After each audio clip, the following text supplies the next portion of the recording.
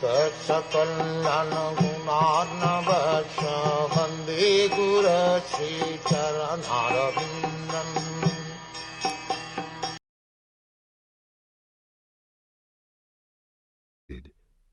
When the eyes lose their power to see colour or form due to morbid affliction of the optic nerve, the sense of sight becomes deadened. The living entity, who is the seer of both the eyes and the sight, loses his power of vision. In the same way, when the physical body, the place where perception of objects occurs, is rendered incapable of perceiving, that is known as death. When one begins to view the physical body as one's very self, that is called birth.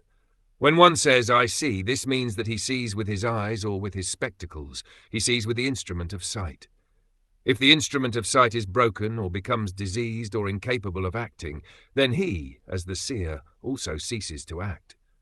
Similarly, in this material body, at the present moment, the living soul is acting, and when the material body, due to its incapability to function, ceases, he also ceases to perform his reactionary activities. When one's instrument of action is broken and cannot function, that is called death. Again, when one gets a new instrument for action, that is called birth. This process of birth and death is going on at every moment by constant bodily change. The final change is called death, and acceptance of a new body is called birth. That is the solution to the question of birth and death. Actually, the living entity has neither birth nor death, but is eternal. As confirmed in Bhagavad Gita, Nahanyate hanyamane sharir, the living entity never dies, even after the death or annihilation of this material body.